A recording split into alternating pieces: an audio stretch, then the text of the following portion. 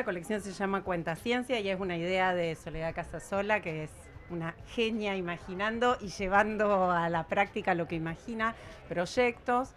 Es un proyecto que busca unir o articular la ficción literaria para chicos con algunos temas de ciencia. Esa primera serie fue particularmente sobre temas médicos y por eso el trabajo fue con el Hospital Vilela, que tiene una escuela hospitalaria, funciona dentro del hospital y que parte de esa tirada fue para la escuela y para que trabajaran con los chicos ahí internados.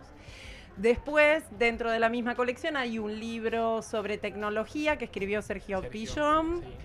Y 2 libros colectivos. Un libro que se llama 5 historias con Belgrano, que editamos en el 2020, en ocasión del centenario de Belgrano, que son los mismos personajes de estos 5 libros de la primera serie, que tienen alguna historia vinculada, y ahí trabajamos con un grupo de historiadoras y historiadores de la ciudad que nos acercaron algunas anécdotas de Belgrano para a partir de eso empezar a pensar o imaginar historias. Algo ficcionado, claro. Y en este caso volvimos a trabajar con historiadores, pero para pensar estos supuestos 300 años de Rosario. Y eso es lo que venimos a presentar esta tarde, el volumen colectivo que se llama 5 en 300, que son 5 historias de estos personajes vinculadas con la historia de Rosario. Es a las 17 horas, no, es a las 20, 30 horas. No, 17 horas, de 17 a 20, 30. De 17 a 20, 30, ahí va. Son varias actividades. Está la lectura de Sergio, del cuento de él, a las 17, a las 18 yo voy a leer mi cuento, y después a las 19:30 la presentación oficial del libro, me parece. 19. Ahí hay un conversatorio en el que vamos a estar Alisa Lane, 2 de las historiadoras, Irina Polastri, y odio no olvidarme el segundo nombre, y va a estar coordinado ese conversatorio por Soledad Casasola. Muriel Urdinola. Ella misma, que fueron las genias que nos seleccionaron las anécdotas, que son maravillosas y de todo tipo y color. Claro, nos pasaron diferentes cosas que habían pasado en Rosario, no referida a los 300, sino a lo largo de los 300 años. Claro. Y nosotros, bueno, cada uno eligió la que más le gustaba.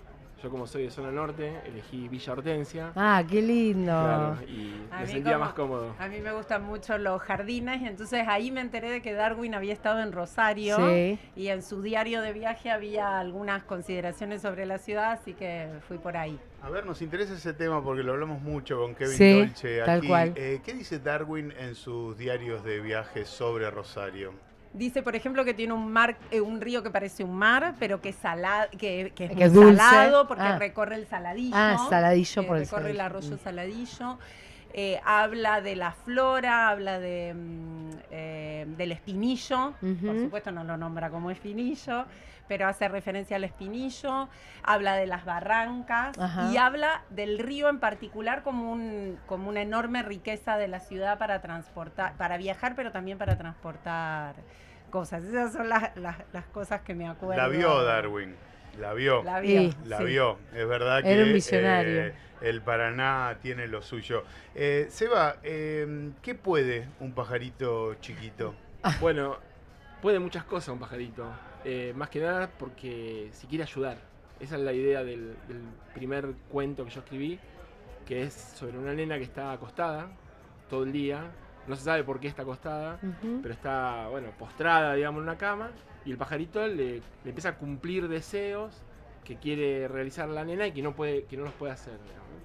Y eso era la forma mía de encarar este tema de la parálisis, sería, ¿no? O por lo menos de una parálisis postraumática.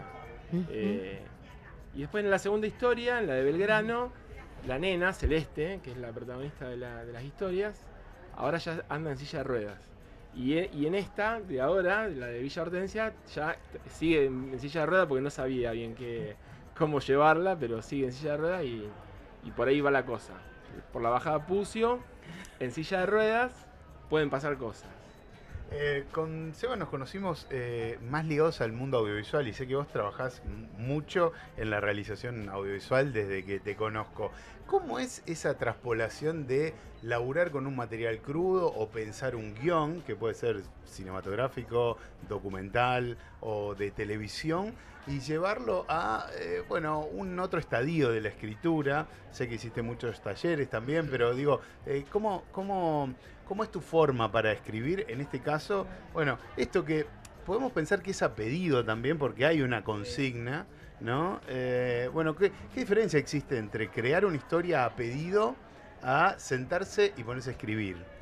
Es un poco lo mismo, porque yo siempre trabajé a pedido también, entonces no es que yo siempre hice creación propia y arranqué por ahí, sino fue al revés, fue y es mi trabajo diario, digamos, ¿no? Trabajar a pedido de un cliente. Entonces para mí nunca eso genera ningún conflicto. Capaz que es más difícil trabajar libre. Claro, exactamente. Cuando vos ¿No? empezás libre, bueno, ahí te la empezás a ver, digamos, ¿no? Porque yo ya ¿Por dónde arranco? Claro, yo escribí 2 novelas que son así, que son 2 novelas que son libres, y estuve años escribiéndola. Claro. Pero llevado al terreno de lo audiovisual, lo que está bueno al revés, digamos, de partir desde la cabeza audiovisual, es poder enseguida empezar a pensar en plano, en imagen, digamos, ¿no? Entonces es como mucho más fácil contar algo describiéndolo, haciendo como acercamientos, alejamientos a lo que estoy contando, que ponerme a narrar en sentido así estrictamente literario, digamos. Y hay otra cuestión con eso del apedido, porque es cierto que es a pedido y hay como un tema que sobrevuela la cuestión, pero el trabajo de la escritura del cuento es súper libre. Claro. Es probable que en otros casos no lo sea así, pero digo, en la experiencia de la colección es como el tema que gira, el tema que dispara la colección o el cuento o el proyecto es realmente solo el disparador. La libertad para crear a partir de ese disparador los personajes, lo que hacen, la peripecia que tienen. Ahí sí, eso es libre. completamente libre. De hecho, en la primera serie Sí. que era sobre temas médicos, esto que dice Seba, bueno, Celeste está ahí en la cama, no se sabe porque no es lo importante. Claro. ¿No? No hay una cuestión de enseñar ciencia a través de la literatura, sino de articular esas dos cuestiones de una manera que ambos lenguajes sigan produciendo desde su propio lenguaje, ¿no? Y en tu caso, empezaste a escribir de muy chica, sos muy lectora, estás muy ligada al mundo de las letras en general, desde la facultad desde los estudios hasta el análisis. ¿Qué lugar ocupa la escritura por placer en tu vida, Cecilia? El placer, que no es total, ¿no? Porque siempre, aun cuando uno hace algo que solo porque le piace, pero lo quiere hacer bien, pero quiere probar cosas, pero quiere que funcione algo en particular, algo de eso siempre te genera algo del orden de la neurosis y de la exigencia. Pero para mí es un espacio de mucha libertad y de mucha realización. De hecho, yo cuento que hacía mucho que no escribía ficción y volví a escribir mientras estaba escribiendo mi tesis de doctorado, porque descubrí que podía no sentirme culpable y levantarme de la silla, simplemente minimizaba una ventana y abría otra y me escapaba un rato de la tesis. Entonces, bueno, ese lugar tiene y fue creciendo el espacio, ¿no? Que tenía. Escaparse de la escritura escribiendo, de Exactamente. una escritura académica a otra escritura. ¿Cómo les va en este tipo de formato? ¿Cómo se llevan con temas ferias del libro? O sea, ¿llegan un par de horas antes como para pispear y llevarse algún título? ¿Amplían su capacidad de búsqueda sobre un tema? No, yo no participo de las ferias, pero bueno, me parece un buen evento, un buen ámbito.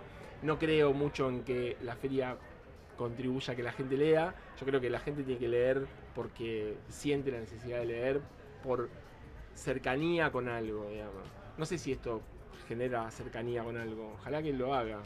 A mí no me la genera, pero bueno. Yo creo que en general la gente que se acerca es gente que Ya lee. más intenso o menos intensos tiene un hábito de lectura y hay algo de los libros que lo Que lo convoca, atrae. claro. Exacto, que lo convoca. A A mí me gusta el evento de la feria, me parece una buena excusa eso, para que se encuentren los libreros en una misma sala, para que los lectores circulemos, escuchemos algún escritor. Después, bueno, creo que hay una cosa que es relativa en relación con la feria sola no alcanza para producir lectores, ¿no? La construcción de lectores supone políticas educativas, culturales. Y en ese sentido, ¿cómo la ven? Porque estamos en un momento, yo no sé si estamos en un momento en el que se lee mucho, pero no sé si exclusivamente el formato libro. Tal vez es una buena discusión para dar en este ámbito. La verdad que no tengo mucha opinión sobre ese tema. Me parece que es como todo. O sea, si te gusta y te gusta desde siempre y te gusta... No sé, yo empecé a leer cuando tenía 8 años y ahí no paré nunca. Y siempre fui atrás de lo que me iban recomendando y de lo que iba viendo y leyendo. Y es como un poco como al que le gusta la música, digamos, en ese sentido. Lo que pasa es que es como, si vos lo pensás esto, la feria del libro, como si fuera una feria de música, donde hubiera recitales y qué sé yo, sería distinto, porque estaría como mucho más al alcance. Acá la lectura en sí involucra un aislamiento, una soledad, un tiempo muy, muy prolongado, y entonces es como raro eso, digamos. Eso te tiene que venir o no, digamos, no sé. Obviamente que se contagia y se enseña. Yo creo que lo que más enseña a eso es la escuela. En ese sentido, para mí la escuela es importantísima como ámbito de contagio de la lectura. Los profesores que te contagian, que te motivan, ¿no? Eso, ¿no? Para mí la escuela funcionó de esa manera, desde la escuela primaria. En mi casa se leían cosas súper variadas, no había nada del orden de la sofisticación, pero sí de la escena en el que un adulto te pone un límite porque está con un libro. Eso es fantástico, ¿no? Bueno, a esta hora todos nos vamos a la cama, cada uno con su libro. Claro. Y ya. Como si fuese hora de la siesta, hora de la lectura. Un ¿no? ritual, totalmente. Hora de la comida, Que hora de la era, lectura. vos hacer lo que quieras, pero yo estoy leyendo. Entonces era como eso. No era la imposición de que vos leyeras, pero también esa escena de ver a tus adultos cercanos, más cercanos como son tus viejos, retirados en eso, es algo que te llama... a mí por lo menos me generaba obvio. curiosidad. Esa es la parte que más contagia, digamos, porque sí, ahí hay un traspaso. Comparto esto que dice Seba, de que no es el lugar en el que justamente se propicie como por obligación. Sí creo que lo que sirve es como para que se acerque más gente que está más lejos aún del mundo del libro que quien está cerca, ¿no? Quien está cerca sabe de qué va la cosa, es capaz de escanear un código QR, ir a una charla. Para otra persona le resulta eso un escollo que ya hace muy que complejo. no vaya justamente a un lugar si tiene que hacer algo de más por asistir a, ¿no? Pero eso pasa en la noche de lo que quieras, ¿no? En la noche de las... Obviamente a la noche de las librerías va más gente, entra más gente en una librería que habitualmente. A la noche las disquerías existen en el mundo como para justamente potenciar y llegarle a un otro público que en su mayoría es no de ese sector, ¿no? Sí, y es poner esos objetos culturales en otro contexto. Me parece que esa es también la idea. Bueno, leer puede ser una fiesta en el sentido de podemos encontrarnos en una feria con gente... El otro día vine con mi ahijado a escuchar a Pablo Bernasconi y era realmente impresionante. Eran, no sé, no menos de 40 niños de todas las edades estuvieron sentados 45 minutos haciendo preguntas y escuchando las respuestas. Era realmente conmovedor porque estaban ahí, nunca desatendían al frente y el tipo contestaba y ellos preguntaban y decís, bueno, también... En ese sentido, tal vez para los niños, esa posibilidad de encontrarse con alguno de sus escritores y preguntarles cosas sobre el proceso de producción de los libros, que muchos preguntaban eso, es bueno. Interesante. A mí lo que me pasa, porque capaz que soy como medio mala onda de la feria del libro, y bueno, soy así. Pero lo que digo es que esto es como un acercamiento al libro como producto mercantil, digamos, totalmente. Como si fuera un shopping de libros. Y me parece que uno, si uno quiere leer, puede leer en cualquier lado. Tal se cual. puede bajar un montón de libros de internet. Está mal, le digo a la gente que está mal hacer eso, pero se puede hacer.